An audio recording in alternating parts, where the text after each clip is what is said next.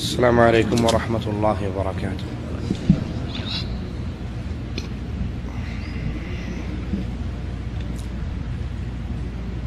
إن الحمد لله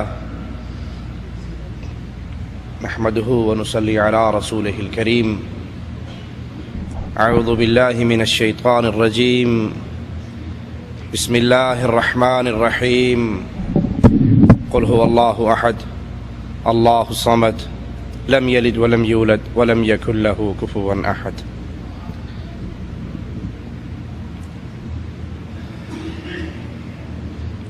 شریعت اسلامیہ ایک ایسا دین ہے جس نے اپنے ماننے والوں کو کسی میدان میں کسی مسئلے میں پیاسا نہیں چھوڑا. وہ عقائد کا مسئلہ ہو یا عبادت کے معاملات ہوں یا گھریلو زندگی ہو، دین اسلام زندگی کے ہر شعبے کے اندر چمکتا ہوا نور کا مینارہ ہے.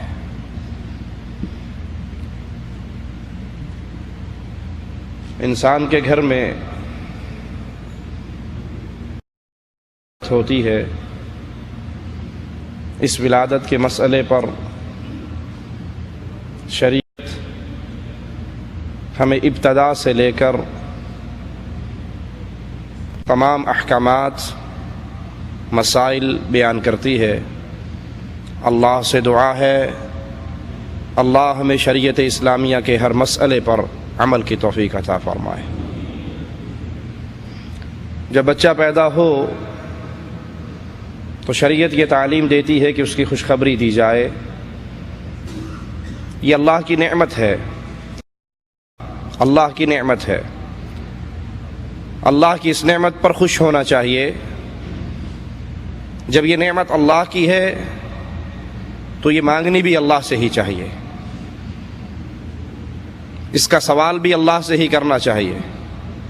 اور جب اللہ یہ عطا فرما دے پھر شکر بھی اس اللہ کا کرنا چاہیے. افسوس کتنے ہی وہ لوگ ہیں جو اللہ کی اس نعمت کو جو خالص اللہ کے اختیار میں ہے، اللہ کو چھوڑ کر ان سے مانگتے ہیں جن کی اپنے اختیار میں اپنی زندگی اور موت پہ نہیں تھی. کوئی عقیدہ رکھتا ہے فلاں بابا بچہ دیتا ہے، کوئی عقیدہ رکھتا ہے فلاں بابا بچہ دیتا ہے. کسی کا عقیدہ ہے کہ سلطان باہو کی قبر پہ اگی ہوئی بیری کے نیچے جا کے چادر بچھا دو، اگر بیر گر گیا تو بیٹا ہو جائے گا، پتا گر گیا تو بیٹی ہو جائے گی. ہم نے کہا چادر بچھانے والے ٹہنا بھی ٹوٹ کے گر سکتا ہے، پھر کیا ہوگا؟ اولاد صرف اللہ کے اختیار میں ہے. یہب لمن یشاء اناثا، جس کو چاہتا ہے بیٹیاں دے دیتا ہے، جس کو چاہتا ہے بیٹے دے دیتا ہے. وَيَجْعَلُ مَن يَشَاءُ عَقِيمًا، جس کو چاہتا ہے بانجھ کر دے دیتا ہے، جس کو چاہتا ہے دے کر پھر چھین لیتا ہے. اس پر کسی کا اختیار نہیں ہے، یہ خالص اللہ کی نعمت ہے. تو اس کی پیدائش پر اللہ کا شکر ادا کیجئے. اور جس کے گھر میں یہ فرزند یہ بچی پیدا ہوئی ہے اس کو خوشخبری دیجئے. بچے کی پیدائش کے بارے میں اگر والد کو اطلاع نہیں مل سکی تو جس قریبی کو اطلاع ملی ہے اسے چاہیے کہ اس کے باپ کو خوشخبری دے، مبارکباد پیش کرے، اس کی عمر کی دعا کرے، اس کے نیک ہونے کی دعا کرے. اس خوشخبری سے کئی فوائد حاصل ہوتے ہیں. سب سے پہلے آپس میں صلہ رحمی کے جذبات پیدا ہوتے ہیں، تعلقات مضبوط ہوتے ہیں، معاشرے میں ایک دوسرے سے پیار اور لگاؤ بڑھتا ہے، الفت اور عقیدت کے جذبات جنم لیتے ہیں. اور یہ خوشخبری دینا، آئیے قرآن حکیم کی اس آیت کو سنتے ہیں اور اس پہ غور کرتے ہیں. وَامْرَأَتُهُ قَائِمَةٌ فَضَحِكَتْ فَبَشَّرْنَاهَا بِإِسْحَاقَ وَمِنْ وَرَاءِ إِسْحَاقَ يَعْقُوبَ. ابراہیم علیہ السلام کی زوجہ محترمہ قریب ہی کھڑی تھی، وہ مسکرائی تو ہم نے انہیں اسحاق بیٹے کی پیدائش کی خوشخبری سنائی، اور اسحاق کی پشت سے پھر یعقوب کے آنے کی بھی خوشخبری سنائی. اگر گھر میں اولاد پیدا ہو تو اس کی خوشخبری دیجئے، اللہ کی اس نعمت پہ شکر ادا کیجئے۔ مالک حضرت زکریہ علیہ السلام کے بارے میں فرماتا ہے فَنَادَتْهُ الْمَلَائِكَةُ وَهُوَ قَائِمٌ يُصَلِّي فِي الْمِحْرَابِ أَنَّ اللَّهَ يُبَشِّرُكَ بِيَحْيَىٰ۔ زکریہ علیہ السلام نے جب اللہ سے اولاد کا سوال کیا، یہ آیت سمجھانے کے لیے کافی ہے۔ زکریہ علیہ السلام اولاد کا سوال اپنے اللہ سے کر رہے ہیں۔ جب وہ اپنے رب سے مانگ رہے ہیں تو مجھے اور آپ کو کس سے مانگنا چاہیے؟ جب اللہ کے بندے، اللہ کے انبیاء، اللہ کے پیارے اس مسائل میں اللہ کے دروازے کو بجاتے ہیں، ہم مردوں کی ڈھیریوں پہ گر کے کیا پالیں گے؟ اولاد دینے والا اللہ ہے۔ زکریہ علیہ السلام نے اللہ سے سوال کیا تو فرشتوں نے زکریہ علیہ السلام کو آواز دی۔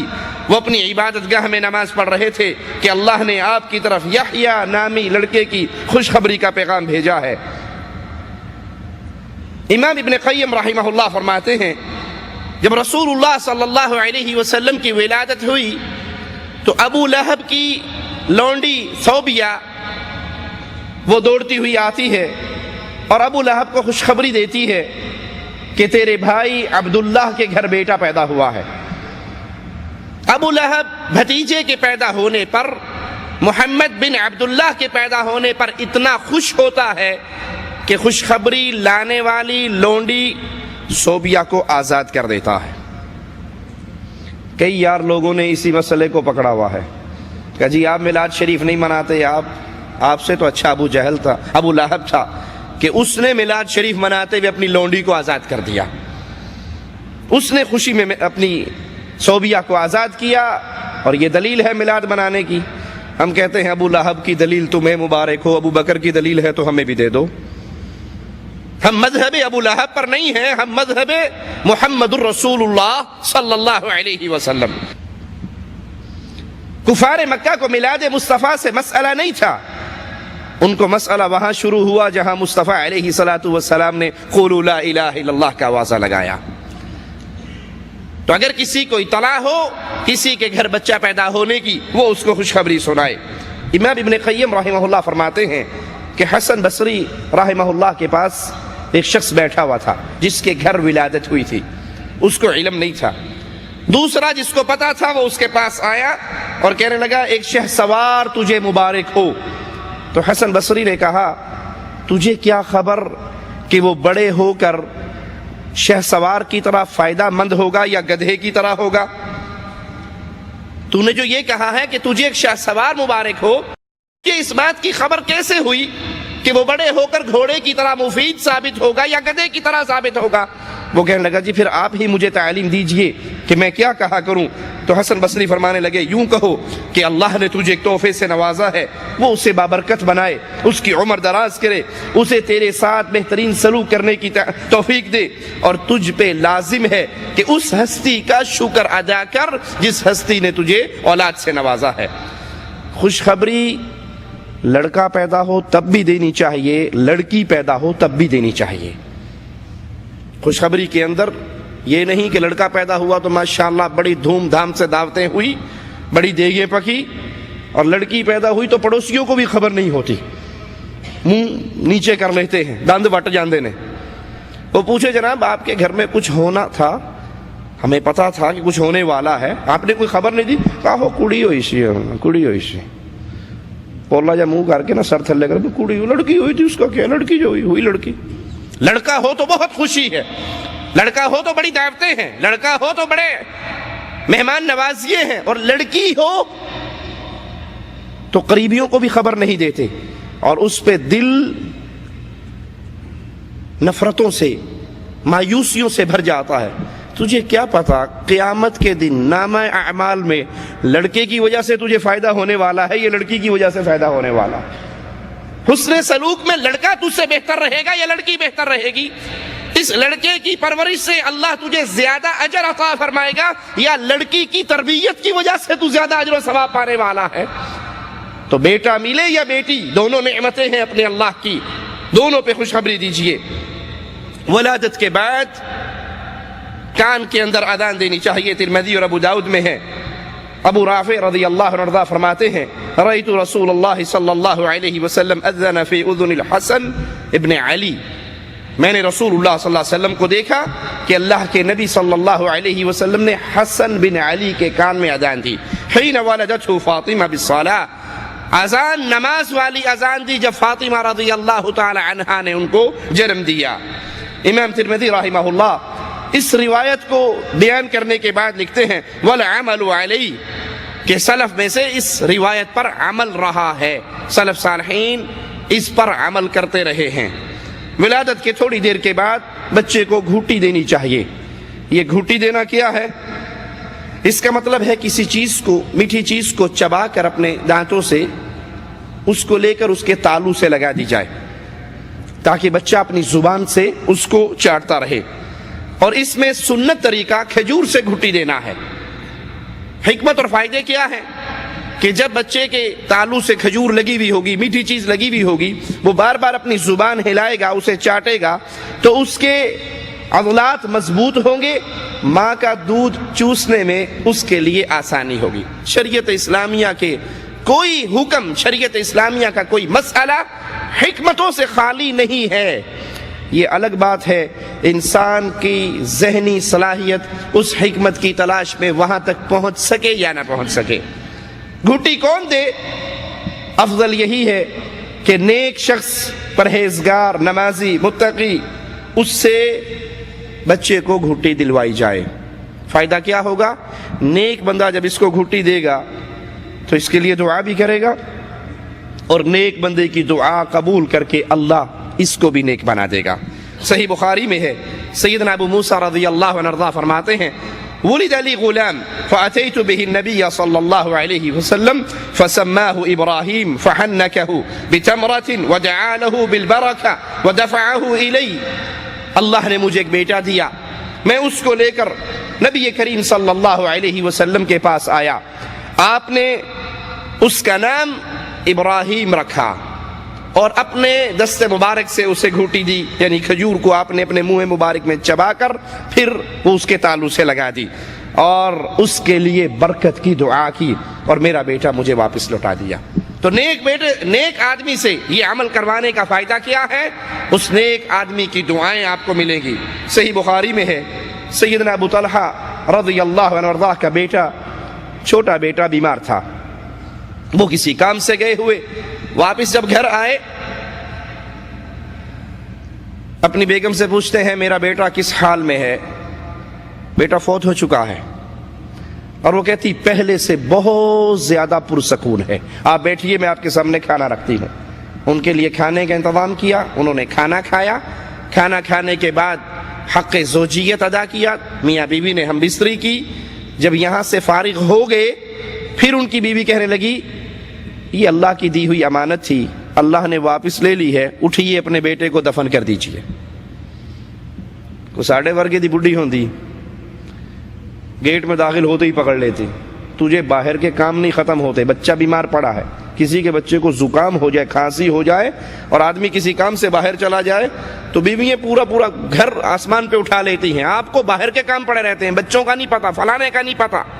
یہاں اس صحابی کا بیٹا فوت ہو چکا ہے اور خامد باہر سے کسی ضروری کام سے گھر میں واپس آتا ہے، صبر کی عظمت اور صبر کا انداز، ان کے سامنے کھانا بھی پیش کیا ماں نے، حالانکہ عورت کمزور ہوتی ہے مرد کے مقابلے میں، صبر کے معاملے میں کھانا بھی پیش کیا، ان کے ساتھ ہم بستری بھی کی، اور پھر کہا یہ اللہ کی دی ہوئی امانت تھی، اللہ نے واپس لے لی، اٹھیے اس کو دفن کر دیجئے۔ یہ اٹھے اور رسول اللہ صلی اللہ علیہ وسلم کے پاس صبح کو پہنچے، یا رسول اللہ صلی اللہ علیہ وسلم، میری زوجہ نے رات میرے ساتھ یہ ماجرا کیا ہے۔ اللہ کے حبیب علیہ الصلوۃ والسلام نے پوچھا کیا تم دونوں نے آپس میں تعلق کیا ہے، زوجیت والا معاملہ کیا ہے؟ کہنے لگے ہاں اللہ کے نبی صلی اللہ علیہ وسلم، ہم نے یہ معاملہ کیا۔ آپ نے اللہ سے دعا کی اللہ ان کے رات کے ملنے میں برکت عطا فرما دے، ان کو نعم البدل عطا فرما دے۔ سیدنا ابو طلحہ کہتے ہیں اللہ نے مجھے پھر بیٹا دیا، میں نے انس سے کہا میرے بیٹے کو رسول اللہ صلی اللہ علیہ وسلم کے پاس لے جاؤ، کچھ کھجوریں بھی ساتھ دی۔ سیدنا انس بچے کو لے کر اللہ کے حبیب علیہ الصلوۃ والسلام کے پاس پہنچے، آپ نے کہا ساتھ کچھ لائے ہو؟ کہا کھجوریں لایا ہوں۔ آپ نے وہ کھجور لی اور اس کو چبا کر پھر سیدنا ابو طلحہ کے بیٹے کو گھٹی دی اور اس کے لیے دعا کی۔ پیدائش کے 7ویں دن بچے کا سر مونڈنا چاہیے اور اس کے بالوں کے وزن کے برابر چاندی کو فقراء میں تقسیم کر دینا چاہیے۔ سر مونڈنے کی حکمت کیا ہے؟ 2 چیزیں سامنے آتی ہیں۔ پہلی بات صحت کی بحالی، بچے کے سر کے بال صاف کرنے سے اس کے سر کے مسام کھل جاتے ہیں، وہ صحت مند ہوتا ہے، صحت کی بحالی ہوتی ہے۔ اور دوسری بات غریبوں کی مدد، اس کے بالوں کے وزن کے برابر چاندی فقراء میں، غریبوں میں تقسیم کی جائے گی تو غریب بھی اس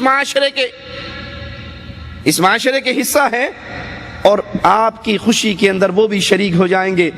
جب ان کے منہ میں لقمہ جائے گا تو ان کے منہ سے آپ کے لیے، آپ کی اولاد کے لیے دعائیں نکلے گی، آپ اس میں پیار اور محبت کی فضا قائم ہوگی۔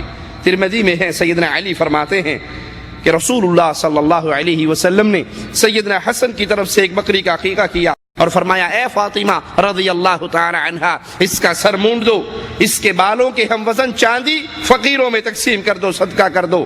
انہوں نے بالوں کا وزن کیا، 1 درہم یا اس سے کچھ تھوڑا وزن ہوا اور وہ چاندی فقراء میں بانٹ دی گئی۔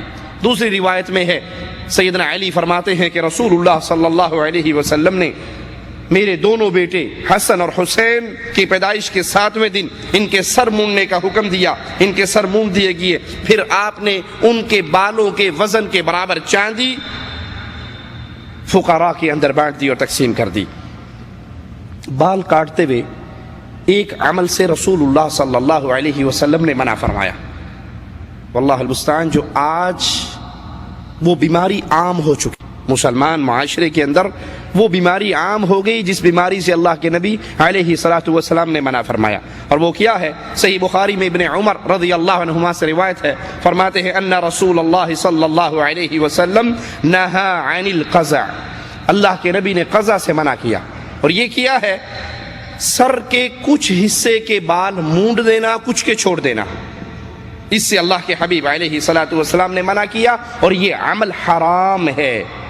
اس کی 4 قسمیں ہیں۔ نمبر 1، سر کے مختلف حصوں سے بال کاٹ دیے جائیں، تھوڑے سے یہاں سے کاٹ دیے، تھوڑے سے یہاں سے کاٹ دیے، تھوڑے سے یہاں سے کاٹ دیے، سر کے مختلف حصوں سے بال کاٹ دیے۔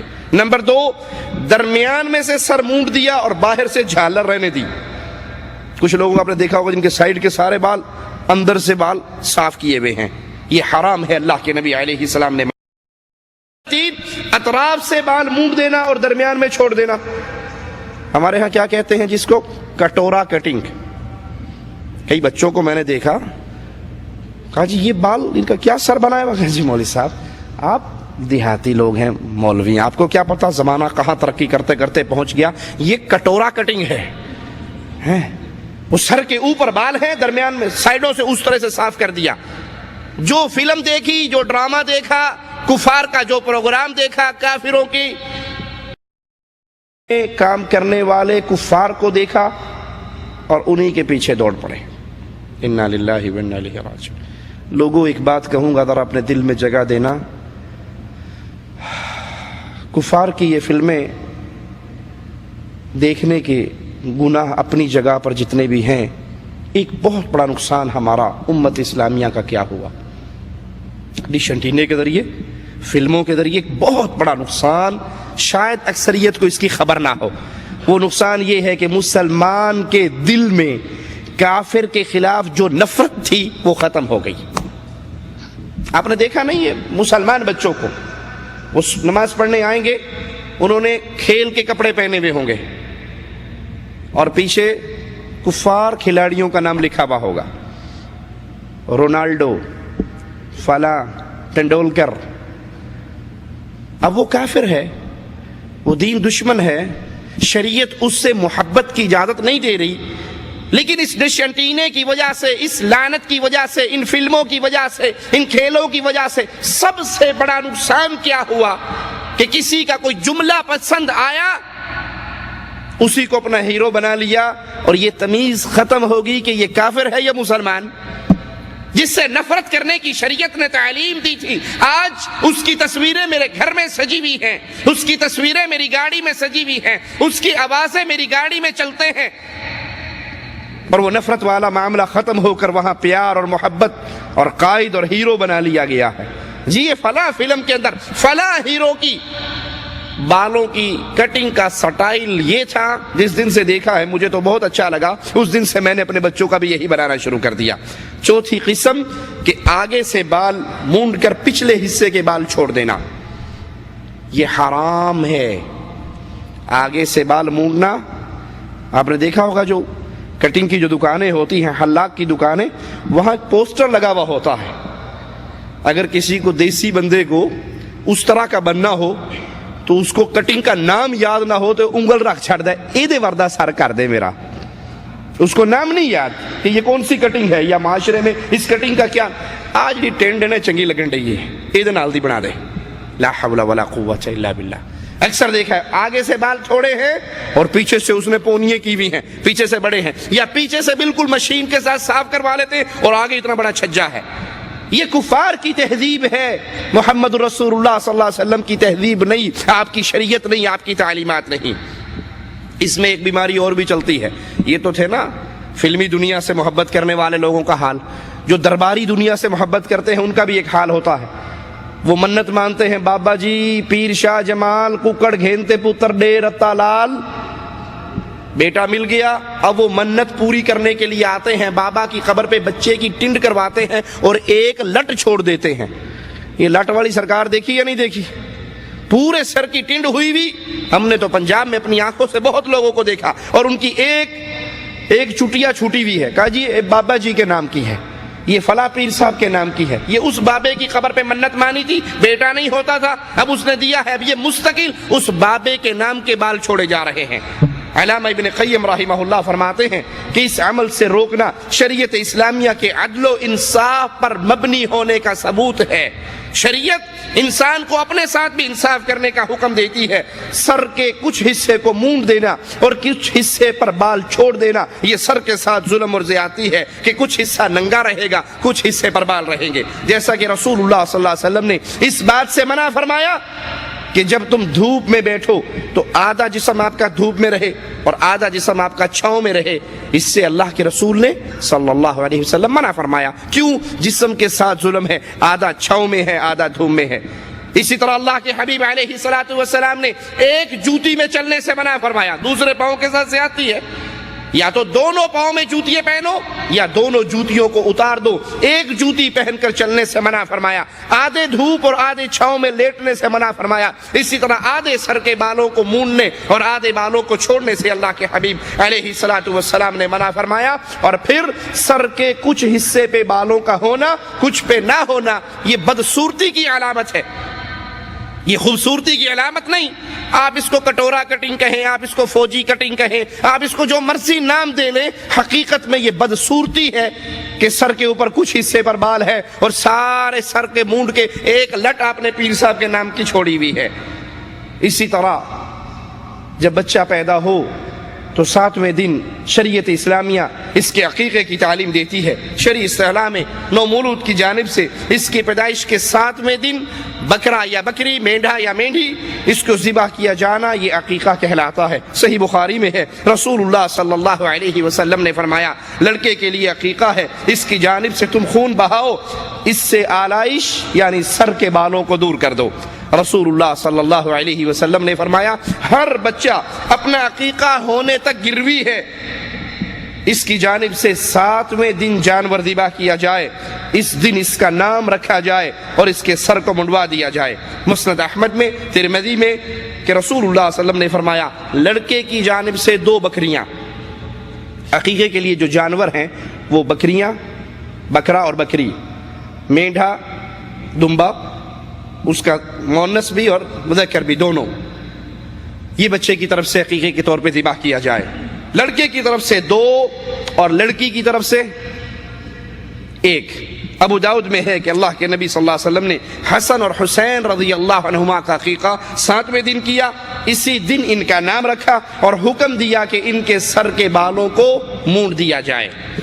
7ویں دن یہ حکم دیا, ان کا عقیقہ کیا آپ نے, ان کا نام رکھا اور سر کے بالوں کو مونڈنے کا حکم دیا.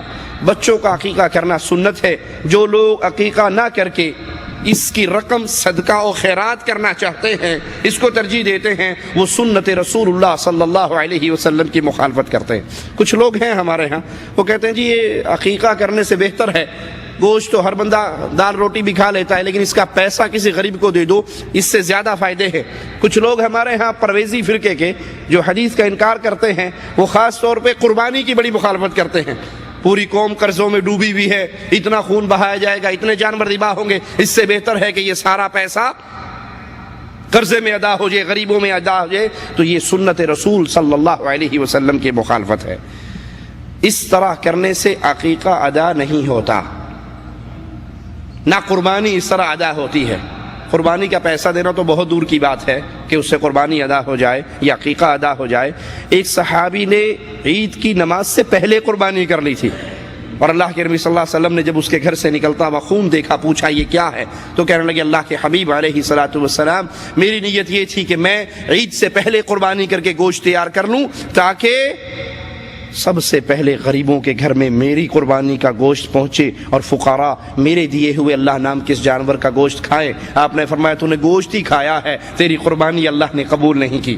جہاں وقت آگے پیچھے ہو جائے اللہ اس کو قبول نہیں کرتا، اور جہاں آپ اس کی پوری شکل ہی بدل دیں کہ عقیقہ کرنے کی بجائے اس کی رقم کو صدقہ کر دیں، اس سے وہ سنت ادا نہیں ہوتی۔ 7ویں دن عقیقہ کرنا چاہیے۔ اگر کوئی 7ویں دن نہیں کر سکا تو 14ویں دن کر لے یا 21ویں دن کر لے۔ سیدہ عائشہ رضی اللہ تعالی عنہا فرماتی ہیں 7ویں، 14ویں اور 21ویں دن عقیقہ کیا جائے، ان تینوں دنوں میں سے، لیکن افضل سب سے بہتر یہی ہے کہ 7ویں دن عقیقہ ہو۔ بچے کے عقیقے کے لیے 2 اور بچی کے لیے 1 بکری ضروری ہے۔ 7ویں دن بچے یا بچی کے سر کے بال مونڈ دیے جائیں، ان بالوں کو چاندی کے وزن کے برابر خیرات کر دیا جائے۔ عقیقے کا گوشت خود بھی کھائے، اپنے دوستوں کو بھی کھلائیں، رشتہ داروں کو بھی کھلائیں۔ اس کے دونوں طریقے درست ہیں کہ آپ پکا کر کھلائیں یا گوشت ہی بانٹ دیں، دونوں طریقے درست ہیں۔ لوگوں میں یہ مشہور ہے کہ جو عقیقے کا جانور ہے اس کی ہڈیاں نہیں توڑنی چاہیے، بلکہ ہڈی کو جوڑ سے الگ کرنا چاہیے، تو یہ درست نہیں ہے، بلکہ عقیقے کے گوشت سے فائدہ اٹھاتے ہوئے اگر کوئی ہڈی ٹوٹتی ہے تو اس میں کوئی حرج نہیں ہے۔ اس بارے میں کہ ہڈی نہیں توڑنی چاہیے کوئی مرفوع روایت رسول اللہ صلی اللہ علیہ وسلم سے ہم تک نہیں پہنچی۔ کچھ لوگ عقیقہ کرنے کا ایک اور انداز بھی اپناتے ہیں، جیسے قربانی کرتے ہوئے گائے لے لیتے ہیں نا، اور اس میں 7 حصے ہو جاتے ہیں، تو وہ 2-3 بچے ان کا عقیقہ ہونا تھا تو ایک بڑی گائے لی اور اس میں حصے لگا دیے۔ تو عقیقہ اس سے مراد حصہ نہیں ہے، بلکہ اس سے مراد جان ہے۔ لڑکا ہو تو 2 جانیں، لڑکی ہو تو 1 جان۔ گائے یا اونٹ میں حصہ رکھ کر عقیقے کی سنت ادا نہیں ہوتی۔ کیا عقیقے کے لیے بکرا، بکری، مینڈھا، مینڈھی صرف یہی ذبح کیے جائیں گے یا اونٹ اور گائے بھی ذبح ہو سکتی ہے؟ تو صحیح بات یہ ہے کہ رسول اللہ صلی اللہ علیہ وسلم نے جو حکم فرمایا اس میں گائے اور اونٹ کا ذکر نہیں ہے، بلکہ بکرا اور بکری، مینڈھا اور مینڈھی کا ذکر ہے۔ کسی شخص کا اگر عقیقہ بچپن میں نہیں ہوا، اب وہ بڑا ہو گیا، استطاعت نہیں تھی، اب اس کے بعد استطاعت بھی ہے، تو اگر وہ کرنا چاہے تو بعض روایات سے یہ علم ہوتا ہے کہ امام الانبیاء علیہ الصلوۃ والسلام نے اپنا عقیقہ نبوت ملنے کے بعد کیا، نبوت ملنے کے بعد اپنا عقیقہ کیا۔ اگر کسی کا عقیقہ بچپن میں نہیں ہوا اور وہ بڑا ہو کر کرنا چاہے تو کوئی حرج نہیں، انشاءاللہ وہ کر سکتا ہے۔ عقیقے کے جانور کا چمڑا بیچ کر اس کو بھی صدقہ خیرات کر دینا چاہیے۔ قصائی کو بطور اجرت اس کی سری، اس کے پائے، اس کی کھال بطور اجرت قصائی کو نہیں دی جا سکتی۔ ہاں قصائی غریب ہے، آپ کو پتہ ہے، فقیر ہے، کمزور ہے مالی طور پہ، تو صدقے کے طور پہ اس کو جو دینا ہے وہ دے دیجئے، لیکن ذبح کے پیسے کے طور پہ اس کی چمڑی یا اس کے گوشت کا کچھ حصہ یا اس کے سری پائے اس کو نہیں دینے چاہیے۔ اگر کسی بچے کے عقیقے کے دن عید الاضحیٰ ہو تو پھر کیا کیا جائے؟ قربانی کرے یا عقیقہ کرے یا دونوں کرے؟ تو افضل یہی ہے اگر استطاعت ہے تو دونوں کرے، اور اگر استطاعت نہیں ہے تو پھر صرف عقیقہ کرے، انشاءاللہ وہ عقیقہ بھی ہو جائے گا اور قربانی بھی ہو جائے گی۔ عقیقے کا جانور ذبح کرتے ہوئے رسول اللہ صلی اللہ علیہ وسلم نے یہ دعا سکھائی۔ سیدہ عائشہ فرماتی ہیں کہ امام الانبیاء علیہ الصلوۃ والسلام نے فرمایا اس بچے کے نام پر یہ کہہ کر ذبح کرو، بسم اللہ اللہم لک و الیک ہذہ عقیقۃ فلان، اے اللہ، اللہ کے نام سے بسم اللہ، اللہ کے نام سے، اللہم، اے اللہ، لک، یہ تیرے لیے ہے، تیری طرف ہے، یہ فلاں کا عقیقہ ہے، یہاں فلاں کی جگہ پہ اس کا نام لیا جائے۔ اور اگر دل میں عقیقے کی نیت رکھ کے ذبح کرتے ہوئے صرف اتنا ہی کہہ دے بسم اللہ اللہ اکبر تو یہ بھی درست ہے۔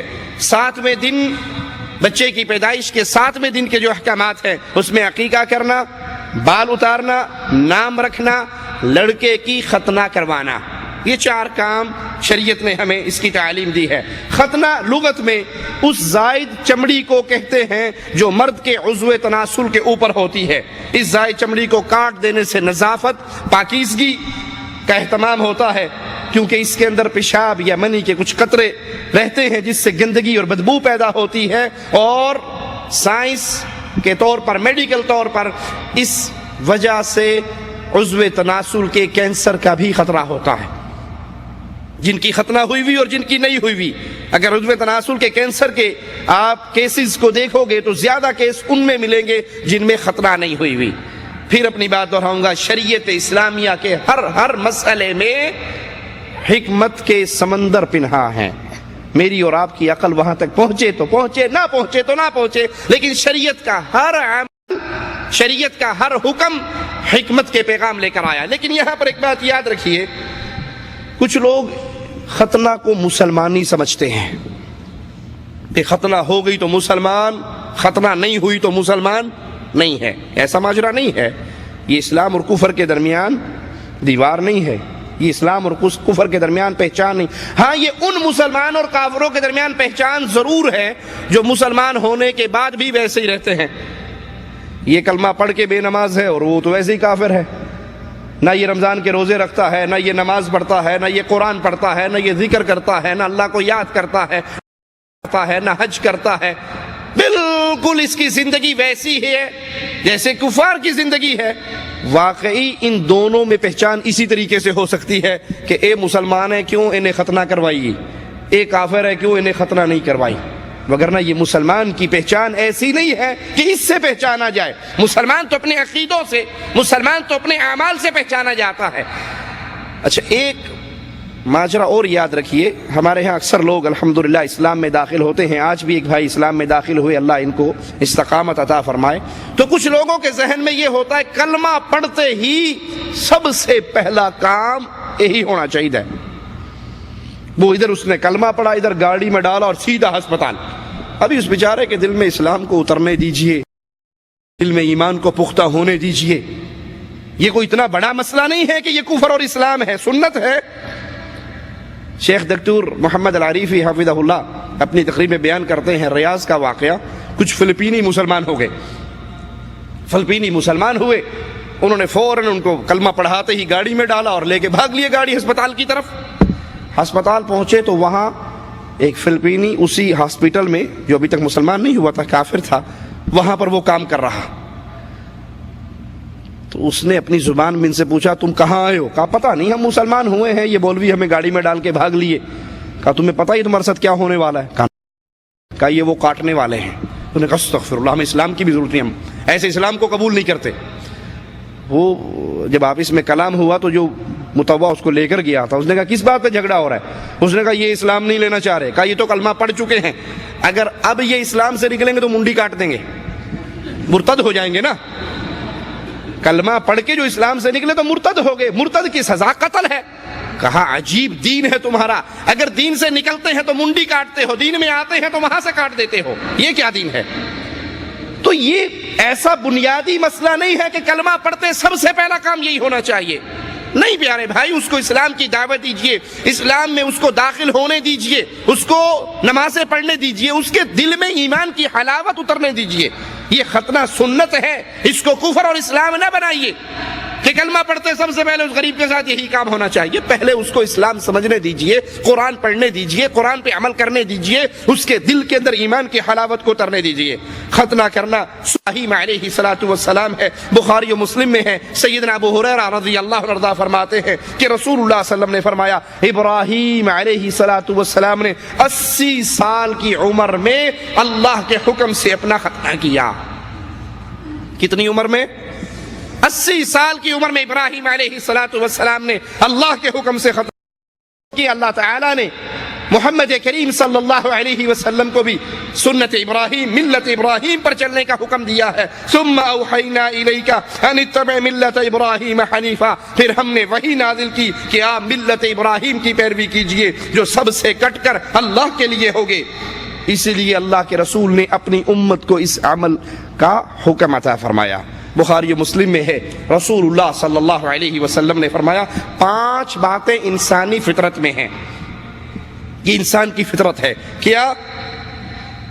ختنہ کروانا, زیر ناف بال صاف کرنا, مونڈنا, مونچھیں کتروانا, ناخن تراشنا, بغل کے بال اکھاڑنا. یہ 5 کام انسانی فطرت میں ہیں. ختنہ کس عمر میں کروایا جائے؟ بچے کی ختنہ کس دن ہونی چاہیے, کس عمر میں ہونی چاہیے؟ صحیح بات یہ ہے اگر لڑکا صحت مند ہے, تندرست ہے, تو عقیقے کے دن ہی 7ویں دن ہی اس کی ختنہ کر دینی چاہیے. سیدنا جابر رضی اللہ عنہ وارضاہ فرماتے ہیں کہ رسول اللہ صلی اللہ علیہ وسلم نے حسن حسین رضی اللہ عنہما کا عقیقہ اور ختنہ 7ویں دن ہی کیا. اور اگر بچہ بیمار ہے یا کمزور ہے تو صحت مند ہونے کے بعد بھی یہ کیا جا سکتا ہے. یہاں بیان فرماتے ہیں کہ اس کی تاخیر زیادہ نہیں ہونی چاہیے. 10 سال بعد علماء نے ذکر کیے ہیں کہ اس سے زیادہ نہیں جانے چاہیے. اس کا یہ مطلب نہیں کہ 10 سال تک انتظار ہی کرتے رہو, نہیں, یہ عمل جلدی سے جلدی ہونا چاہیے. اگر وہ صحت مند ہے تو عقیقے والے دن ہی یہ کام ہو جائے. ختنہ کے دن ہمارے یہاں ایک کام اور بھی ہوتا ہے. جس گھر میں ختنہ ہو وہاں پر پوری ولیمے کی طرح کی دعوتیں ہوتی ہیں, دیگیں پکتی ہیں, جشن ہوتے ہیں, خوشیاں منائی جاتی ہیں. یہ کسی حدیث سے ثابت نہیں ہے, یہ سنت محمد کریم صلی اللہ علیہ وسلم نہیں ہے, نہ شریعت اسلامیہ کا حکم ہے. جس دن جہاں پر ختنہ ہو وہاں پر کھانے, وہاں پر دعوتیں, وہاں پہ دیگیں, وہاں پہ مسلمانیوں کے نام پہ لوگ آ رہے ہیں, بچوں کو پیسے دے رہے ہیں, بچے سفید چادریں اوڑھ کے صحن کے اندر لیٹے ہوئے ہیں اور لوگ خوشیاں منا رہے ہیں اور دعوتیں کھا رہے ہیں. یہ طریقہ, یہ فضول خرچی کا راستہ ہے, اس کی تعلیم اسلام نے نہیں دی. ابو داؤد میں ہے رسول اللہ صلی اللہ علیہ وسلم نے فرمایا ہر بچہ اپنے عقیقے کے بدلے گروی ہوتا ہے جسے اس کی طرف سے 7ویں دن ذبح کیا جاتا ہے اور اس کا سر مونڈا جاتا ہے اور نام رکھا جاتا ہے. نام بھی بچے کا 7ویں دن رکھنا چاہیے. 7ویں دن عقیقہ ہوگا اور 7ویں دن ہی اس کا نام رکھا جائے گا. لیکن بعض احادیث سے ثبوت ملتا ہے کہ 7ویں دن سے پہلے بھی اگر کوئی نام رکھنا چاہے تو رکھ سکتا ہے. صحیح مسلم میں ہے رسول اللہ صلی اللہ علیہ وسلم نے فرمایا ولد لی اللیلہ غلام, آج رات اللہ نے مجھے ایک بیٹا دیا, فسمیتہ باسم ابی ابراہیم, اللہ نے آج رات مجھے بیٹا دیا, اس کا نام میں نے اپنے دادا کے نام پر ابراہیم رکھا ہے رضی اللہ عنہ وارضاہ. نام کئی طرح کے ہیں, پسندیدہ نام بھی ہیں اور ناپسندیدہ نام بھی ہیں. والدین پر لازم ہے کہ وہ بچے کے پیارا سا پیارا نام رکھیں, پیارا سا پیارا نام رکھیں. نام رکھتے ہوئے آج کل ایک بیماری بہت چلی ہے, وہ کیا؟ انفرادیت کی تلاش. ایسا نام رکھو, ایسا نام رکھو جو پہلے کسی نے نہ رکھا ہو. اب اس نام کا کوئی مطلب بنے یا نہ بنے, کوشش میں لگے ہوتے ہیں, ڈھونڈ میں لگے. بچہ پیدا ہوتا ہی مصیبت پڑی ہوئی ہوتی ہے, کتابیں پھرولی جا رہی ہیں, نام پڑھے جا رہے ہیں. کوئی ایسا نام رکھا جائے جو خاندان میں پہلے کسی کا نام ہو رہا ہے. یہ شان رسول اللہ صلی اللہ علیہ وسلم کے نواسوں کی تھی. حضرت علی نے حضرت حسن کا نام رکھا, حضرت حسین کا نام رکھا. اللہ کے نبی نے پوچھا کیا نام رکھا, انہوں نے نام بتایا. آپ نے فرمایا اللہ نے مجھے حکم دیا ہے کہ میں ان کا نام بدلوں اور مجھے ان کا نام حسن اور حسین رکھنے کا حکم دیا ہے, اور اللہ نے ان ناموں کو ایسا محفوظ کیا ہے کہ اس سے پہلے یہ نام کسی کے نہیں رکھے گئے. تو انفرادیت کی تلاش میں اتنے نہ بہہ جائیں کہ ایسا نام رکھے جس کا کوئی معنی نہ ہو, بلکہ نام رکھتے ہوئے صحابہ کے نام پر, انبیاء کے نام پر, اولیاء کے نام پہ نام رکھنا چاہیے. صحیح مسلم میں ہے، رسول اللہ صلی اللہ علیہ وسلم نے فرمایا ان احب اسمائکم الی اللہ عبد اللہ و عبد الرحمن، تمہارے ناموں میں سے اللہ کو سب سے زیادہ پسند نام دو ہیں۔ کون کون سے؟ عبداللہ اور عبد الرحمن۔ یہ نام اللہ کو بہت پسند ہیں، اور ناپسندیدہ نام والدین پر لازم ہے کہ اپنے بچوں کے ایسے نام سے دور رہے جو گندے نام ہوں، قبیح نام ہوں، جن سے آدمی کی عزت پہ حرف آتا ہے۔ کوئی اپنے بچے کا نام کلوا رکھ لے، کالو، بھائی نام رکھتے ہوئے پیسے لگتے ہیں، کوئی اچھا نام رکھو۔ کالو بھی کوئی نام ہے، اور نام بگاڑنے کی ہمارے ہاں بہت بیماری ہے۔ اچھا بھلا نام ہوگا، اسلم کتنا پیارا نام ہے، اسلم۔ وہ اسلم اب گاؤں میں کوئی نہیں جانتا، سب سلمو جانتے ہیں۔ سلمو کی طرح بھائی سلمو کیا بیماری، اس کا نام تو اسلم تھا۔ ناموں کو بگاڑنا بہت بڑا عیب ہے، گناہ ہے۔ کسی کا نام نہ بگاڑیے، پیارے نام سے پکاریے۔ رسول اللہ صلی اللہ علیہ وسلم کے بارے میں جامع ترمذی کے اندر یہ روایت موجود ہے، ان النبی صلی اللہ علیہ وسلم کان یغیر الاسم القبیح، آپ کے سامنے اگر کسی کا برا نام آتا آپ اس کے نام کو بدل دیتے۔ کسی کا برا نام آتا، ابن عمر رضی اللہ عنہما فرماتے ہیں کہ سیدنا عمر کی ایک لخت جگر کا نام عاصیہ تھا۔ عاصیہ کا مطلب نافرمانی کرنے والی، تو رسول اللہ صلی اللہ علیہ وسلم نے اس کا نام بدل کر جمیلہ، پیاری، خوبصورت، یہ نام رکھ دیا۔ اپنے بچوں کا نام اچھا رکھے۔ اگر کسی نے نام اچھا نہیں رکھا، غلطی ہو گئی، تو جب آپ کو عقل آئی، آپ کا اپنا نام ہے اس کو بدل دیجئے۔ آپ کے بچے کا نام، برا نام کسی مومن کا نہیں ہونا چاہیے۔ ہر مومن کو ایسے ناموں سے بھی بچنا چاہیے جس سے نحوست اور بدشگونی کا معنی ظاہر ہوتا ہو۔ صحیح بخاری میں ہے، سعید فرماتے ہیں، اپنے باپ سے بیان کرتے ہیں کہ بلا شبہ ان کے باپ نبی اکرم صلی اللہ علیہ وسلم کی خدمت میں حاضر ہوئے، آپ نے اس کا نام دریافت کیا تو اس نے کہا میرا نام حزن، غم، پریشانی۔ آپ نے فرمایا تو اپنا نام سہل، آسانی اور نرمی رکھ لے۔ تو اس نے کہا میں اپنے باپ کا رکھا ہوا نام نہیں بدلنا چاہتا، میں اس کو نہیں بدل سکتا۔ سعید کہتے ہیں اس کے بعد ہمارے گھرانے میں ہمیشہ غم اور پریشانی رہی، ہمارے گھرانے میں ہمیشہ غم اور پریشانی رہی۔ یحییٰ بن سعید فرماتے ہیں سیدنا عمر رضی اللہ عنہ وارضاہ سے نے ایک شخص سے سوال کیا کہ تیرا نام کیا ہے، ذرا سنیے اس کا نام۔ اس نے کہا میرا نام ہے جمرہ۔ جمرہ کہتے ہیں آگ کا انگارہ۔ سیدنا عمر نے پوچھا تیرے باپ کا نام کیا ہے؟ تو اس نے کہا میرے باپ کا نام ہے شہاب، آگ کا شعلہ۔ بیٹے کا نام آگ کا انگارہ، باپ کا نام آگ کا شعلہ۔ پوچھا تمہارے قبیلے کا نام کیا ہے؟ کہا میرے قبیلے کا نام ہے حرقہ، آگ کا جلایا ہوا۔ سیدنا عمر نے پوچھا رہائش کہاں ہے؟ کہتا حرۃ النار، آگ کا علاقہ۔ کہا رہائش والی وادی کا نام کیا ہے؟ فرمایا ذات لظا، شعلے والی۔ آگ کا علاقہ، پھر اس کے اندر جو محلہ ہے، ہماری وادی ہے، اس کا نام ہے شعلے والی وادی۔ سیدنا عمر نے کہا جاؤ اپنے اہل و عیال کی فکر کرو، آگ نے انہیں جلا کر راکھ کر دیا ہے۔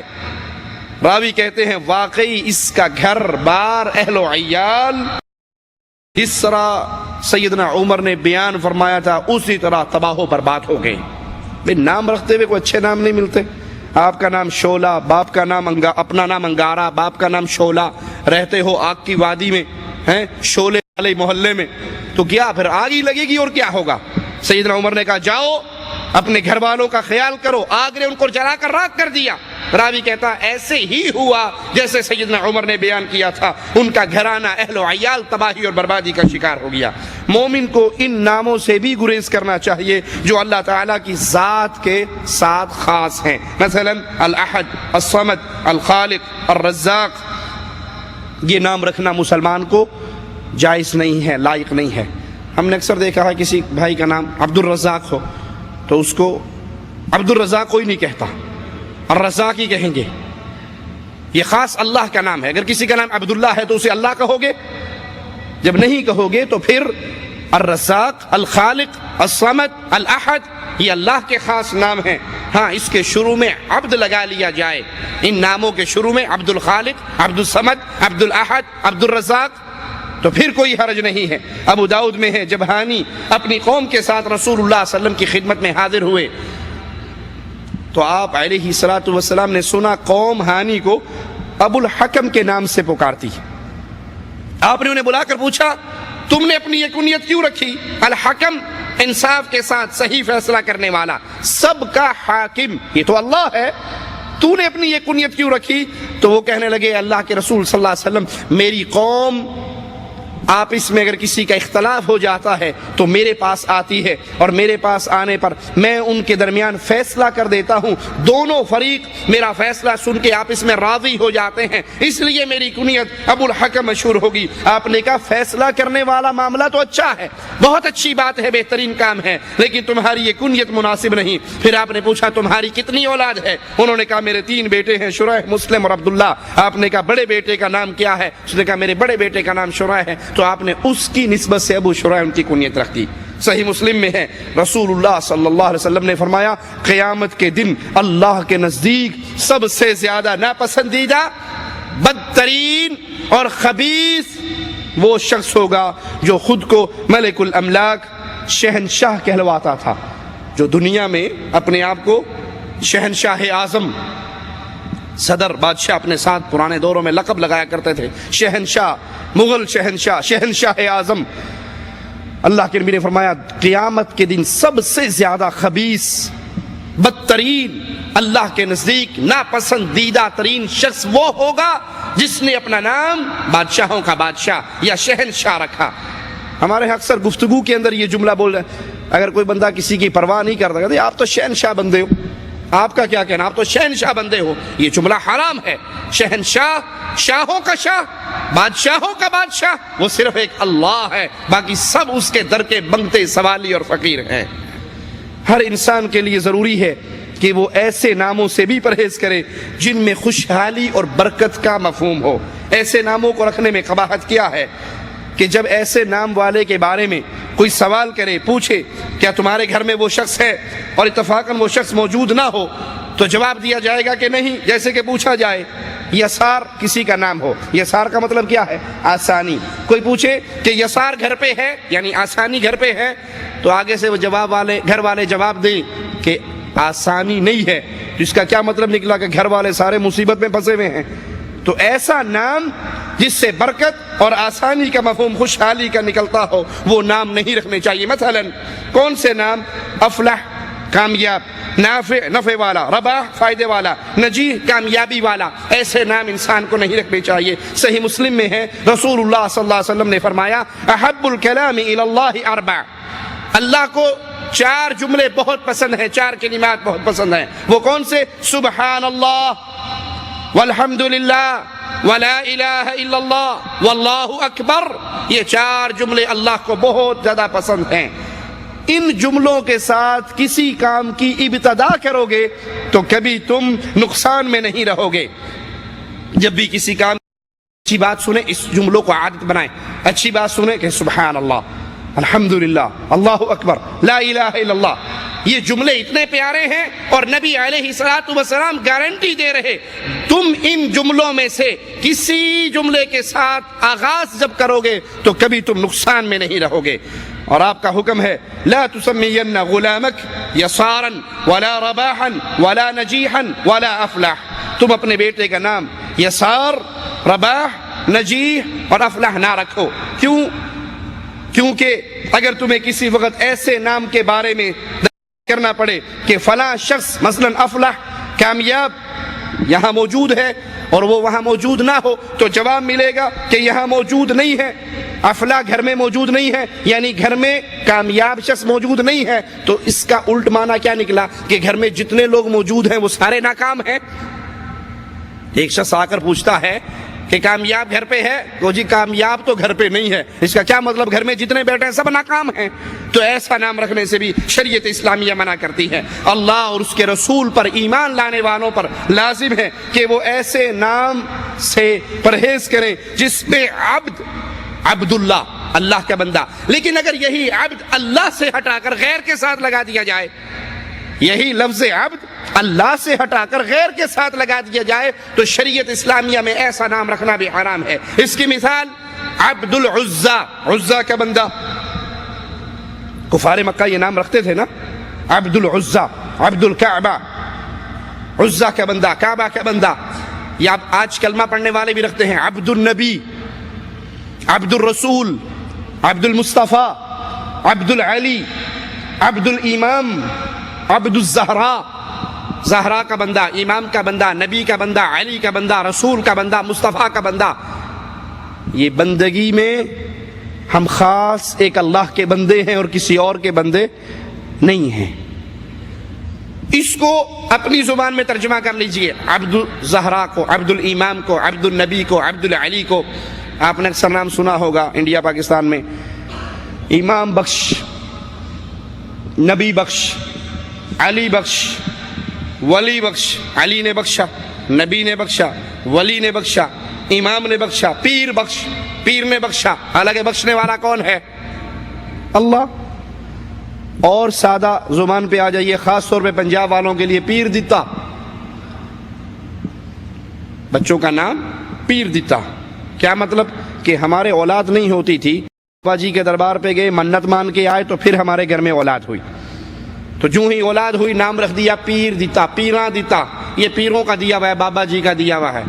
انا للہ و انا الیہ راجعون۔ اس میں ایک ظلم اور ہوتا ہے، وہ بھی ذرا سن لیجیے۔ انسانی سوچ کے مطابق بیٹا زیادہ قیمتی ہے، بیٹی کم قیمتی ہے۔ انسانی سوچ، شریعت کی تعلیم یہ نہیں ہے۔ انسان یہ سوچتا ہے بیٹا ہوگا تو بڑی اچھی بات ہے، بیٹی ہوگی تو دل میں خوشی نہیں آتی۔ آپ نے کبھی کسی بیٹی کا نام پیر دیتی؟ میں نے تو آج تک نہیں سنا کسی بیٹی کا نام پیر دیتی، ہم نے نہیں سنا۔ بیٹا بہت دیکھے ہیں، سنے ہیں، ملے ہیں، پیراں دیتا، پیر دیتا۔ تو بیٹی کا نام پیر دیتی کیوں نہیں رکھتے؟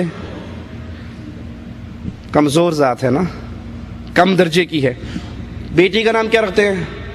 اللہ دیتی، اللہ وسائی، اللہ رکھی، اللہ بخشی، اللہ نے بخشی ہے، اللہ نے رکھی ہے، اللہ نے دی ہے۔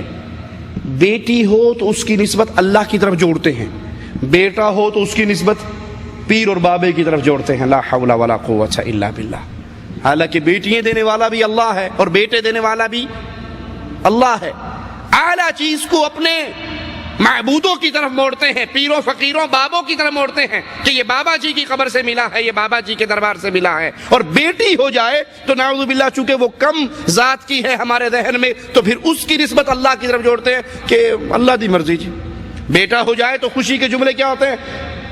پیر کی منت مانی تھی، پیر نے بڑا کرم کیا، میری گود ہری ہوگی، 5 سال سے یہ خالی تھی، اب پیر جی نے اس کو ہری کر دیا ہے، بھر دیا ہے۔ اور اگر لڑکی ہو جائے تو پھر کبھی نہیں کہیں گے پیر جی نے بیٹی دی، اللہ دی مرضی جی کی کر سکنے، اللہ دا حکم جو ہویا۔ بیٹی ہوئی تو اللہ کا حکم، اللہ کی مرضی، بیٹا ہوا تو یہ ہمارے پیر صاحب نے دیا ہے۔ تو یہ شرک کی وادی کے اندر پہنچ جاتا ہے انسان اس طرح کے گندے عقیدوں سے۔ جب بھی اپنا نام رکھیں، بیٹے کا نام رکھیں عبداللہ، عبد الرحمن، عبد الاحد، عبد الصمد، عبد الرزاق، عبد الخالق، اللہ کی صفات کے ساتھ عبدیت کو جوڑے۔ وہاں پر عبد النبی، عبد الرسول، عبد المصطفیٰ، عبد الزہرا، عبد الامام کے نام رکھنا مسلمانوں کے لیے جائز نہیں۔ اسی طرح ان ناموں سے بھی بچنا چاہیے جن میں کفار کی مشابہت ہے۔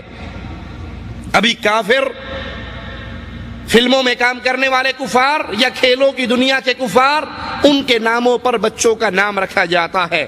مسلمان کے لیے جائز نہیں ہے۔ من تشبہ بقوم فہو منہم، جو جس قوم کی مشابہت کرے گا وہ قیامت کے دن انہی میں سے اٹھایا جائے گا۔ اپنے بچوں کے نام رسول اللہ صلی اللہ علیہ وسلم کے صحابہ کے نام پہ رکھیے، نبی صلی اللہ علیہ وسلم کے بیٹوں کے نام پہ رکھیے، آپ صلی اللہ علیہ وسلم کے نواسوں کے نام پہ رکھیے، اہل بیت کے نام پہ رکھیے، انبیاء کے نام پہ رکھیے۔ یہ نام رکھنے والے ہیں۔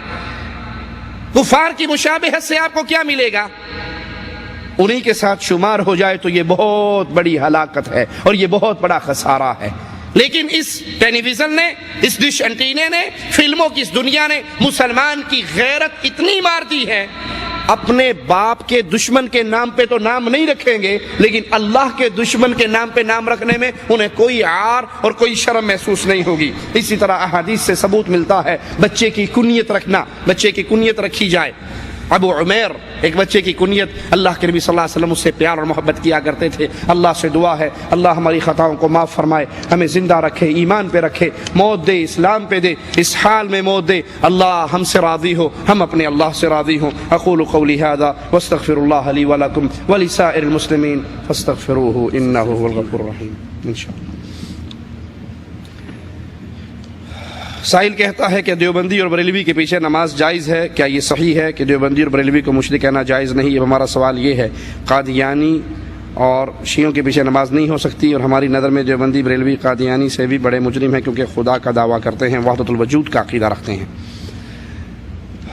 امام اس کو بنائیے جو آپ میں سے قرآن زیادہ جانتا ہو، اور جو قرآن زیادہ جانتا ہے وہ شرک نہیں کر سکتا۔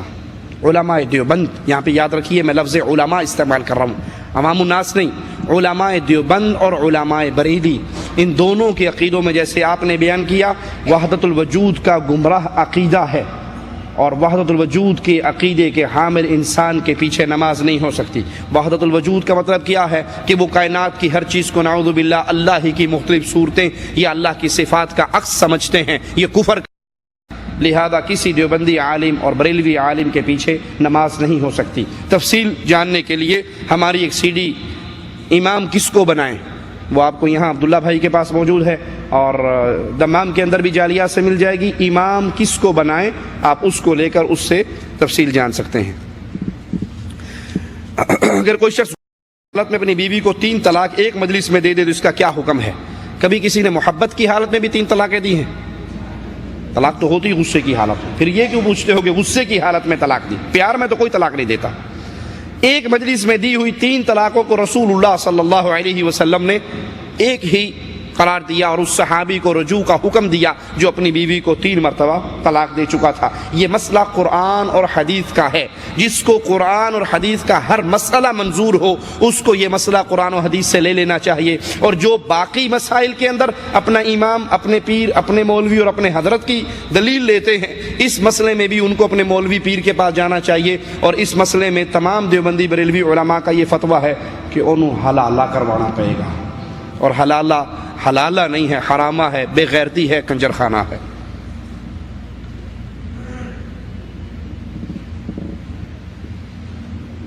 عبد الرسول، عبد النبی جیسے نام رکھنا جائز ہیں یا نہیں؟ یہ بیان ہو چکا، عبد الرسول اور عبد النبی، عبد الامام، عبد الزہرا، یہ نام مسلمان کے لیے جائز نہیں ہے۔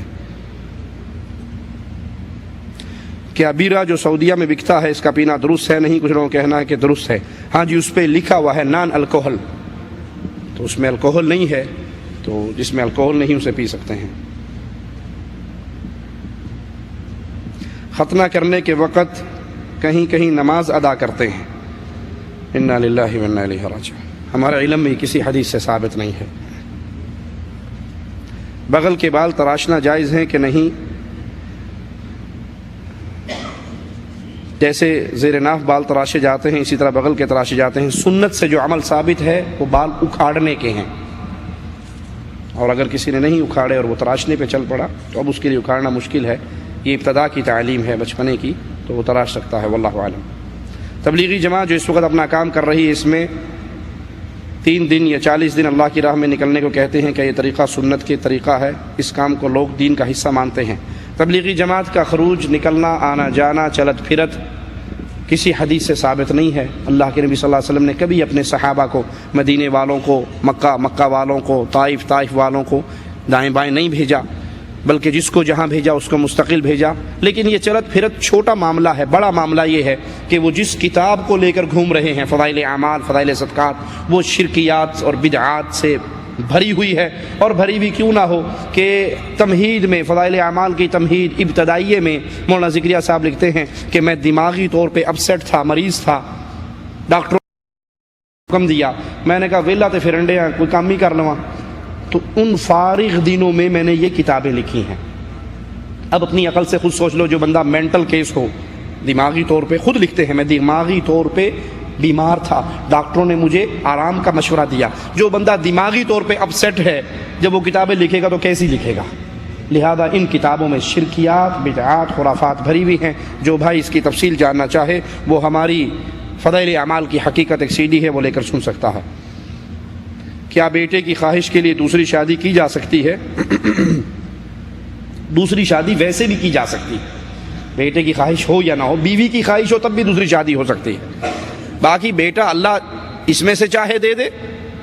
اگر اس میں سے بیٹیاں ہیں، آپ اس خواہش پہ دوسری شادی کر رہے ہو کہ دوسری شادی کروں گا ہو سکتا ہے بیٹا ہو جائے، تو ہو سکتا ہے وہاں بھی ساری بیٹیاں ہوں، تو سنت سمجھ کے شادی کرو نا۔ بیٹے کے چکر میں کیوں کان کو ادھر سے کیوں پکڑتے ہو؟ وہ صرف بیگم کو لپو لگانے کے لیے کہ دیکھو میری بیٹیاں ہیں، ہو سکتا ہے دوسری کروں تو مجھے بیٹا مل جائے، تجھ سے نہیں مل رہا ہے۔ جس اللہ نے بیٹا دینا تجھے اس میں سے بھی دے سکتا ہے، دوسرے سے بھی دے سکتا ہے۔ اصل مقصد آپ کا شادی کرنا ہوتا ہے، اور بیگم کو راضی کرنے کے لیے بیٹے کا بہانہ کرتے ہو۔ دوسری شادی کیجئے، تیسری شادی کیجئے، چوتھی شادی کیجئے، یہ سنت ہے، لیکن یاد رکھیے ان کے درمیان انصاف کرنا بہت ضروری ہے، اور اگر انصاف نہیں کیا جائے گا تو قیامت کے دن دو بیویوں والا جو انصاف نہیں کرتا تھا وہ ایسا اٹھایا جائے گا کہ اس کی ایک سائیڈ فالج زدہ ہوگی۔ انصاف سے مراد باریاں برابر دینا، ان کا خرچہ برابر دینا، یہ نہیں ایک بیوی کا سوٹ لائے تو کاٹن کا آپ 200 روپے کا لے آئے، اور تیسری کا لائے تو آپ بڑی اعلیٰ قسم کا 700 روپے کا لائے، 500 روپے جو اس پہ زیادہ لگائے ہیں، 500 کے لتر آپ کو قیامت کے دن پڑیں گے۔ اس لیے نہ نفقے میں انصاف، باریوں میں انصاف، وقت میں انصاف، باقی دل کی محبت اس میں انصاف نہیں ہو سکتا۔ وہ تو ہمارے نبی نے بھی کہا تھا، اے اللہ میرا دل سیدہ عائشہ رضی اللہ تعالی عنہ کی طرف زیادہ کھنچتا ہے، جو جتنی خدمت کرے گی اتنا آپ کے دل میں اپنا مقام پالے گی، لیکن آپ سے جو ڈیمانڈ ہے اسلام کی انصاف کی، وہ مال میں، وقت میں، باریوں میں، ظاہری اعمال میں انصاف کیجئے۔ اللہ سے دعا ہے اللہ ہمیں شریعت کے ہر معاملے پہ عمل کرنے کی توفیق عطا فرمائے۔ سبحانک اللہم و بحمدک، اشہد ان لا الہ الا انت، استغفرک۔